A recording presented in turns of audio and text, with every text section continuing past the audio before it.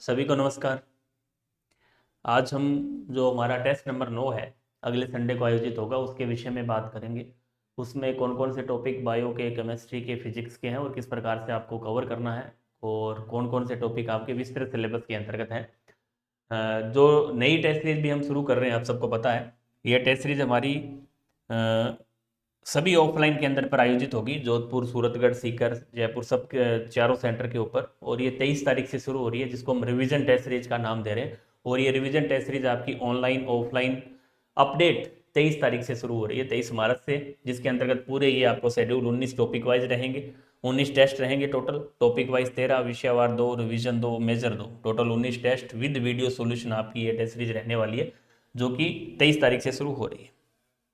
इसके साथ साथ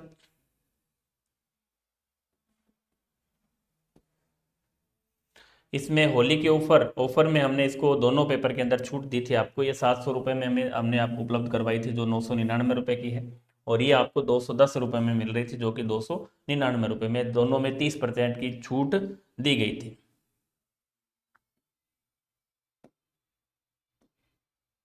अब हम बात करते हैं, हमारा जो टेस्ट नंबर 9 है, इसके अंतर्गत जेनेटिक्स का जो टॉपिक है वो शामिल किया गया है। और जेनेटिक्स आपकी 11वीं, 12वीं और ग्रेजुएशन लेवल की दे रखी है।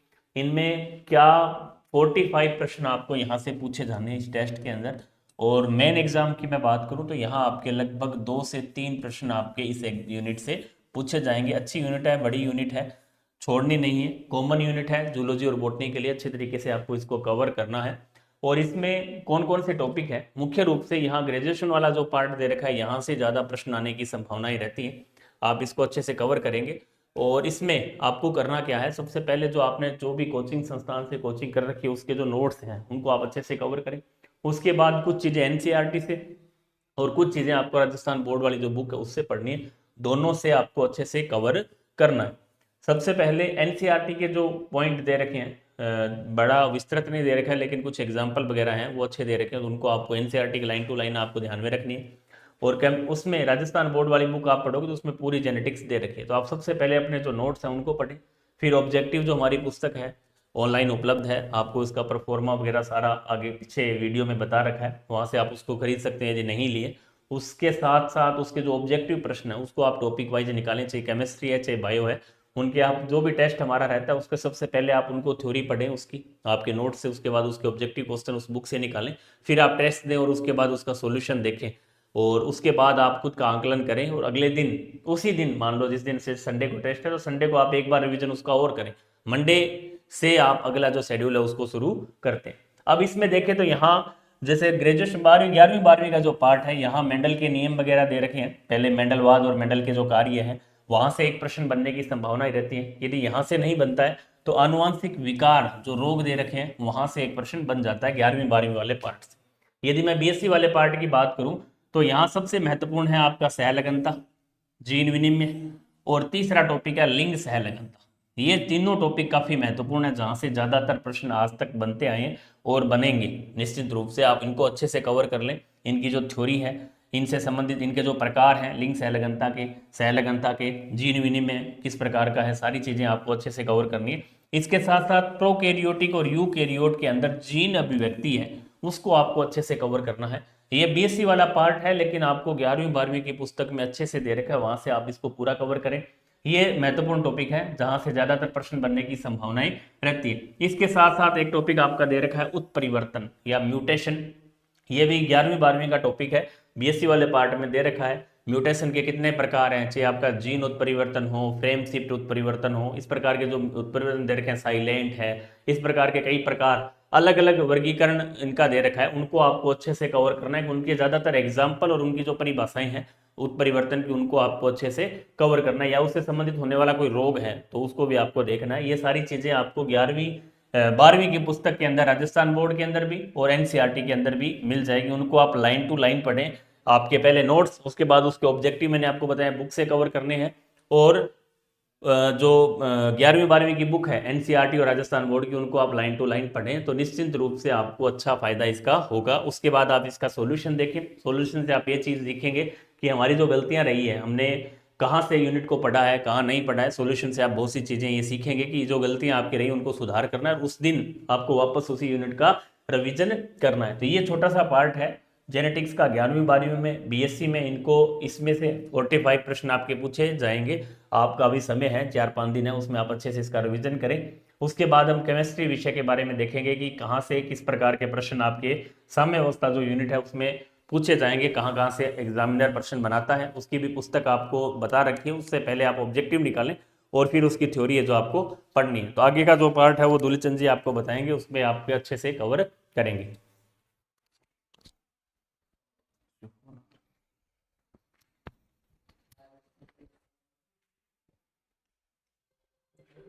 नमस्कार साथियों। साइंस सेकंड ग्रेड की जो टेस्ट चल रही है उसका जो केमिस्ट्री का पोर्शन है, उस केमिस्ट्री के पोर्शन पे अगर हम विचार करें कि टेस्ट नंबर 9 में हमारे क्या क्या टॉपिक्स हैं और कैसे क्वेश्चंस वहाँ से आने वाले हैं, किस तरह से हमें तैयारी करनी चाहिए और कैसे तैयारी करनी चाहिए, तो हमारा जो टेस्ट नंबर 9 का जो टॉपिक्स है, जैसा कि आप स्क्रीन पे देख रहे हो, वो है इक्विलिब्रियम, जो कि 11th-12th लेवल का है, और रिडॉक्स रिएक्शन, वो भी 11th और 12th लेवल का है। अब ये जो इक्विलिब्रियम है, इसमें दो प्रकार के इक्विलिब्रियम है, एक केमिकल इक्विलिब्रियम और एक आयोनिक इक्विलिब्रियम, यानी कि रासायनिक साम्य और आयनिक साम्य। तो इस टॉपिक को जब हम देखते हैं तो हमारे दिमाग में सबसे पहले एक ये फिल्म बनती है कि ये अपने आप में एक फिजिकल केमिस्ट्री का टॉपिक है सर, बड़ा हार्ड टॉपिक है। तो ये जो बात नेगेटिव बात है, ये हमें हमारे दिमाग में नहीं रखनी, क्योंकि यहाँ से दोनों प्रकार के क्वेश्चन आ सकते हैं, न्यूमेरिकल्स भी आ सकता है और थ्योरेटिकल क्वेश्चन भी आते हैं। और न्यूमेरिकल जो आता है वो न्यूमेरिकल ऐसा नहीं है कि कोई बहुत बड़ा हार्ड न्यूमेरिकल आता है, बिल्कुल सिंपल सा न्यूमेरिकल आता है, फॉर्मूले बेस्ड सूत्र आधारित न्यूमेरिकल आता है। और उसको अगर आप थोड़ा सा कंसेप्ट क्लियर करके सोल्व करते हैं तो आपका इजीली, बहुत आसानी से आपका आंसर निकल जाता है। तो मतलब इस टॉपिक को कई बच्चे तो ऐसे सोचते हैं सर मैं छोड़ देता हूँ, इसको मेरे से कवर नहीं हो रहा, फिजिकल केमिस्ट्री है। छोड़ना बिल्कुल नहीं है, मेहनत करनी है, क्योंकि एक एक क्वेश्चन हमारे लिए बहुत अहमियत रखता है। एक क्वेश्चन आपको सिलेक्शन दिलवा सकता है, एक क्वेश्चन आपको सिलेक्शन से रोक भी सकता है, और एक क्वेश्चन आपकी रैंक में बहुत ज़्यादा सुधार करके आपको जो है एक अच्छी रैंक प्रदान कर सकता है। तो फिर सर हम इस टॉपिक की तैयारी कैसे और कहाँ से करें? तो अगर हम बात करें कि कैसे तैयारी करें, तो सबसे पहले आप इसकी जो है पूरा थ्योरी पढ़ें, इसका जो भी आपने कोचिंग से पढ़ रखा है, आपने नोट्स बना रखे हैं, वहाँ से इसको पढ़े। पढ़ने के बाद में इसके क्वेश्चंस की प्रैक्टिस करें, और क्वेश्चन की प्रैक्टिस करने के लिए एग्जाम्पल की जो केमिस्ट्री की बुक है उसमें जितने भी पर्सन प्रीवियस ईयर में आ रखे हैं, आयनिक साम्य के, रासायनिक साम्य के और रिडॉक्स रिएक्शन के, वो सारे क्वेश्चन वहाँ टॉपिक वाइज दे रखे हैं। आप उनको क्वेश्चन को सॉल्व कीजिए, और उनका जो सॉल्यूशन दे रखा है अगर आपसे नहीं होता तो सॉल्यूशन को देखिए, तो आपको बहुत ही आसानी से और बहुत सिंपल लैंग्वेज में उसके सारे कंसेप्ट क्लियर हो जाएंगे। अगर आपके वो क्वेश्चन सारे क्लियर हो जाते हैं तो मैं ये बात बिल्कुल शर्तिया कह सकता हूँ कि आपका साम्य अवस्था का कोई न्यूमेरिकल या कोई जो है क्वेश्चन, किसी प्रकार का थ्योरेटिकल क्वेश्चन भी गलत होने की संभावना नहीं है, बेशर्त यह है कि आपके कंसेप्ट बिल्कुल क्लियर होने चाहिए। तो अब हम बात करेंगे साम्य अवस्था में टॉपिक क्या क्या है। तो साम्य अवस्था में जैसे सबसे पहला टॉपिक दे रखा है द्रव्य अनुपात क्रिया का नियम, इसका आपको स्टेटमेंट पूछ सकता है, इसका किसने इसको नियम दिया, क्या नियम है, ये यहाँ से बात पूछ सकता है, बिल्कुल थ्योरेटिकल जो है ये पॉइंट्स है। उसके बाद में समांगी निकाय और इसके समांगी निकाय फिर इसका अनुप्रयोग करना हमें द्रव्य क्रिया का नियम का, जहाँ से आपको साम्य अवस्था स्थिरांक निकालना है, ठीक है, केपी केसी के बीच में संबंध निकालना है, ये बात आपसे पूछ सकता है। और सबसे इंपॉर्टेंट जो टॉपिक है जहाँ से एक क्वेश्चन हर एग्जाम में पक्का आता है, वो टॉपिक ये है ला सातेलिय नियम, ठीक है। ये जो ला सातेलिय नियम है, ये नियम आपको दोनों प्रकार के तंत्र पे लागू करना आना चाहिए, भौतिक तंत्र पर भी और रासायनिक तंत्र पर भी लागू करना आना चाहिए। यहां से एक क्वेश्चन एग्जाम में 100% एग्जाम में आता है कि आपको कोई भी एक रिएक्शन दे देगा या कोई भी आपको एक जो साम्य अवस्था दे देगा और आपको कहेगा इसके ताप को बढ़ा दिया जाए, ताप को कम कर दिया जाए, दाब को बढ़ा दिया जाए, दाब को कम कर दिया जाए, यानी कि भौतिक राशियां जो तापमान है, दाब है, इनमें परिवर्तन कर दिया जाए तो साम्य अवस्था अगर दिशा में विस्थापित होगी या पश्च दिशा में विस्थापित होगी, अर्थात साम्य अवस्था पर क्या प्रभाव पड़ेगा, इस प्रकार के क्वेश्चन आपसे पूछे जाते हैं। तो इनके क्वेश्चंस भी आप बुक से जरूर सोल्व करें एग्जाम हेल्प की, वहां आपको लास्ट तले के आधारित जितने भी क्वेश्चंस आए हुए हैं वो सारे दे रखे हैं और उनके साथ में उनके सॉल्यूशन दे रखे हैं। अगर आप वो सॉल्यूशन सॉल्व कर लेते हैं तो आपके कंसेप्ट आराम से क्लियर हो जाएंगे और लास्ट तले के नियम पर आधारित आने वाला क्वेश्चन कोई आपका गलत नहीं होगा। उसके बाद में है रासायनिक साम्य को प्रभावित करने वाले कारक, यहां से भी एक क्वेश्चन एग्जाम में बन सकता है ना। विषांतरता में परिवर्तन से, तापमान में परिवर्तन से रासायनिक साम्य किस दिशा में विस्थापित होगा, कैसे विस्थापित होगा, ठीक है। आयनिक साम्य दूसरा टॉपिक जो है, आयनिक साम्य में हमें क्या क्या पढ़ना है। आयनिक साम्य में सबसे पहले हमें पढ़नी है अम्लक्षार अवधारणा। हमारे सिलेबस में 3 प्रकार की अम्लक्षार अवधारणा है, आर्यनीय सिद्धांत, ब्रांस्टड लोरी सिद्धांत और लुईस अम्ल सिद्धांत। तो ब्रोस्टन लोरी सिद्धांत जो है उसमें कंसेप्ट आता है संयुग्मी अम्ल और संयुग्मी क्षार का, कॉन्जुगेट एसिड और कॉन्जुगेट बेस का। तो हमें कॉन्जुगेट एसिड और कॉन्जुगेट बेस यानी कि संयुग्मी जो स्पीसीज बनती है उसका कंसेप्ट अच्छी तरह पता होना चाहिए। वहां से भी एग्जाम में कभी कभार एक क्वेश्चन आराम से पूछ लेते हैं। यानी कि ब्रोस्टन लोरी जो कंसेप्ट है अम्ल क्षार का, एसिड बेस का, वो हमें अच्छी तरह कवर होना चाहिए। वहां से एक क्वेश्चन एग्जाम में आराम से पूछ सकता है। संयुग्मी कौन सा अम्ल होगा, किसका संयुग्मी क्षार क्या होगा, ये हमें अच्छी तरह कंसेप्ट क्लियर होना चाहिए। और इस प्रकार के क्वेश्चन भी आपको एग्जाम एलएफ की बुक में आराम से बहुत सारे मिलेंगे, आप वहां से उसको सोल्व कीजिए, आपके कंसेप्ट निश्चित रूप से क्लियर होंगे। ठीक है, पीएच स्केल और पीएच पे आधारित क्वेश्चन है ना। पीएच हमें पता है कि हाइड्रोजन आयन की सांद्रता का ऋणात्मक लघुगणक होता है।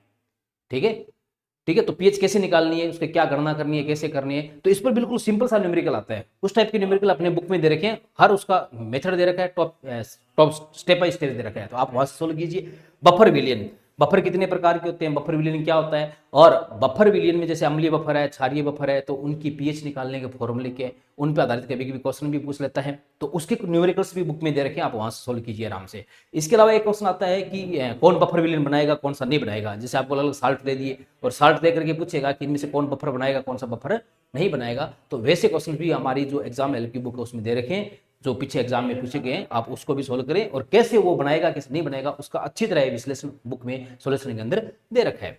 ठीक है, अम्ल और क्षार का वियोजन है ना, जैसे वियोजन स्थिरांक अम्ल का के निकालना है, क्षार का के भी निकालना है, के से फिर हम पी के कैसे निकालते हैं, के बी से पी के बी कैसे निकालते हैं, ये जो है हमें अच्छी तरह पता होना चाहिए, क्योंकि इनकी चर्चा हमारी जो 11वीं की बुक है एनसीईआरटी वहां पे कर रखी है। और ये कैसे निकालने हैं, कैसे डिसाइड करते हैं अम्लीय सामर्थ्य को, क्षारीय सामर्थ्य को, इस पे आधारित बहुत सारे क्वेश्चन जो है अपनी बुक में दे रखे हैं, आप वहां से आराम से इसको सोल्व कीजिए। समायन प्रभाव और इसका महत्व, ठीक है, विलेयता गुणनफल और इसके अनुप्रयोग है ना। एक टॉपिक देखो यहां से बहुत इंपॉर्टेंट टॉपिक है, विलेयता सोलिबिलिटी और विलेयता गुणनफल, जिसको हम केएसपी कहते हैं है ना, सोलिबिलिटी प्रोडक्ट कहते हैं। इस पे एक क्वेश्चन एग्जाम में 100% पूछा जाता है। तो इस पर जितने भी क्वेश्चंस बन सकते हैं विलेयता और विलेयता गुणनफल पर और समायन प्रभाव पे, इसके क्वेश्चंस जो है अपने साम्य अवस्था के अंदर न्यूमेरिकल के रूप में बुक में दे रखे हैं, आप वहां से इसके क्वेश्चन सोल्व कीजिए, प्रैक्टिस कीजिए, आपका कंसेप्ट आराम से क्लियर हो जाएगा। ठीक है, इसके अलावा इस टॉपिक में आपको साम्य अवस्था के साथ में 2 टॉपिक और पढ़ने हैं आपको, है ना। लवण का जल अपघटन एक तो,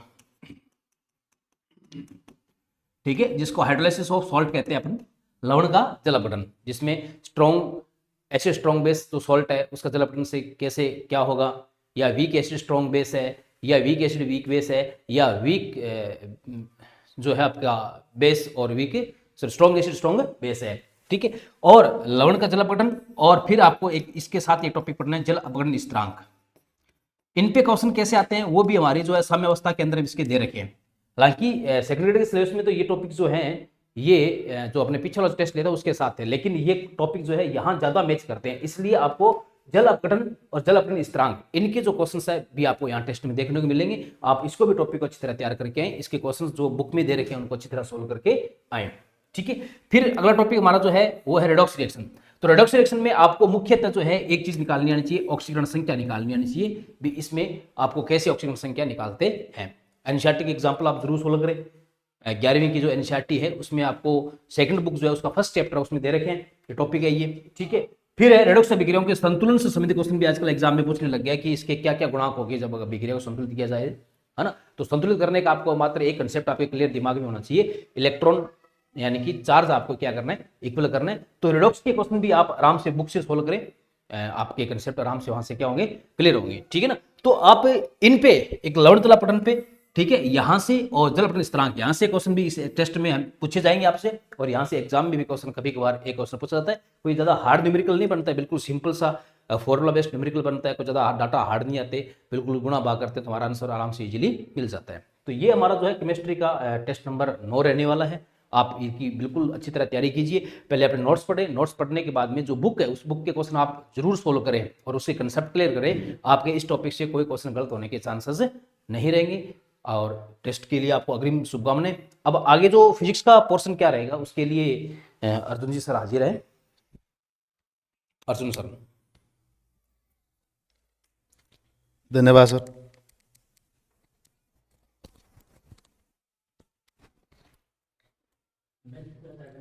नमस्कार साथियों, टेस्ट नंबर 9 में भौतिक विज्ञान का जो टॉपिक है वो है रे ऑप्टिक्स, किरण प्रकाश की और प्रकाशिक यंत्र।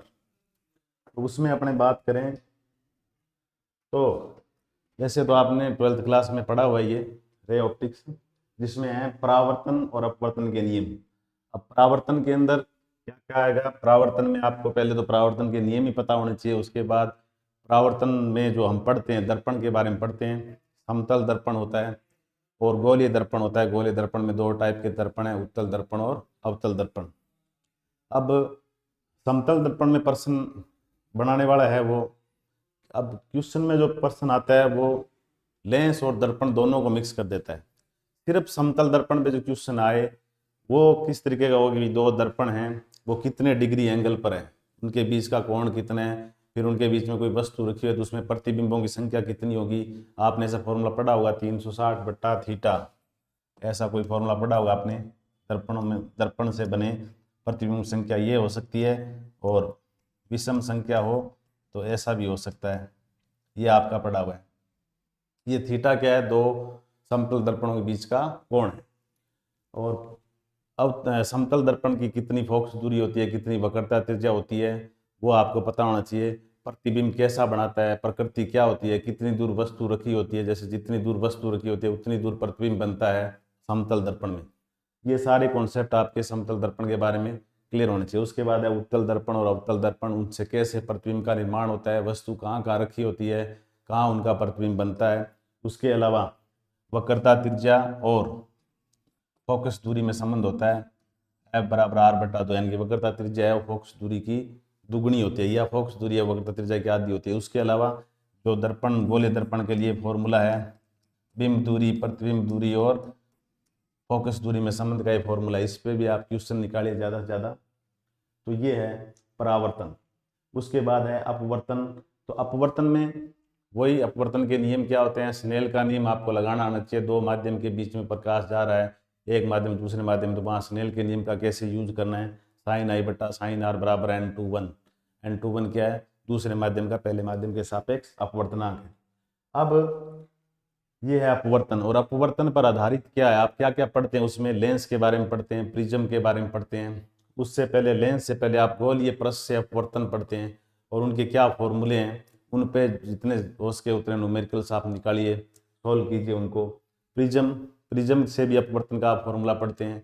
तो ये सारे जो फॉर्मूले हैं, लेंस मेकर फॉर्मूला है, यानी कि कितने फॉर्मूले हो गए इसमें, एक तो हो गया गोलीय पृष्ठ से अपवर्तन, गोलीय पृष्ठ से अपवर्तन, उसका फॉर्मूला थोड़ा सा लिख देता हूँ, माइनस का n1/u प्लस n2/v बराबर n2 माइनस n1/r हो जाएगा जी। उसके अलावा आपने फॉर्मूला पढ़ा हुआ है इसमें लेंस मेकर फॉर्मूला, जिसकी लेंस की फोकस दूरी है कि वो माध्यम पर निर्भर करती है, अपवर्तनांक पर निर्भर करती है, 1/r1 माइनस 1/r2। और उसके बाद अलावा लेंसों के संयोजन में फोकस दूरी होती है 1/f1 plus 1/f2 plus 1/f3, ये भी होता है। आवर्धन जो होते हैं वो आते हैं m1 गुणा m2 गुणा m3। इन पे आप जितने हो सके उतने क्वेश्चन सोल्व कीजिए। उसके अलावा प्रिज्म से आपने पढ़ा हुआ है sign a plus delta m/2 बट्टा में साइन a/2 बराबर n/1, या फिर आपने ये पढ़ा हुआ है डेल्टा m बराबर a n/1 माइनस 1। तो ये सारे फॉर्मूले पढ़े हैं आपके, तो इन फॉर्मूलों में जितने ज़्यादा आप न्यूमेरिकल निकालेंगे, अंकित प्रश्न निकालेंगे, तो आपके क्लियर होते जाएंगे ये। और इसके अलावा लेंस और दर्पण, जिस प्रकार दर्पण से प्रतिबिंब का निर्माण है वैसे ही लेंसों से होता है, तो वो आपको पता होना चाहिए कि कैसे कैसे प्रतिबिंब का निर्माण किया जा सकता है। उसके अलावा एक घटना और है पूर्णांतरिक परावर्तन, और पूर्णांतरिक परावर्तन में प्रश्न आता है कई बार कि आपको अपवर्तनांक और क्रांति कोण के बीच में क्या संबंध होता है उसके बारे में जानकारी होनी चाहिए, और उसके ऊपर आपको कई क्वेश्चन सोल्व किए होने चाहिए। और प्रिज्म वाले हमने बात कर ली, प्रिज्म में वही ये फॉर्मूले काम आएंगे। और प्रिज्म से विक्षेपण का मतलब आप जानते हैं, श्वेत प्रकाश प्रिज्म से गुजरता है, 7 रंगों में बंट जाता है, स्पेक्ट्रम मिलता है वो। और प्रिज्म की कोण या विक्षेपण क्षमता पर भी सवाल पूछा जाता है। इसके अलावा प्रकाश का प्रकीर्णन, तो प्रकाश का प्रकीर्णन में एक फॉर्मूला याद रखना है आपको, प्रकीर्णित प्रकाश की तीव्रता है वो 1/λ⁴ के या λ⁴ के व्युत्क्रमानुपाती होती है। इसके अलावा दृष्टि दोष, दृष्टि दोष आप सब पढ़े हैं, 10th क्लास में पढ़े आपने, 12th क्लास में पढ़े हैं। दूरदृष्टि दोष है, निकट दृष्टि दोष है और जरा दृष्टि दोष है, अबिंदुकता है, ये सारे दोष होते हैं। तो नॉर्मली प्रश्न है वो दूरदृष्टि दोष या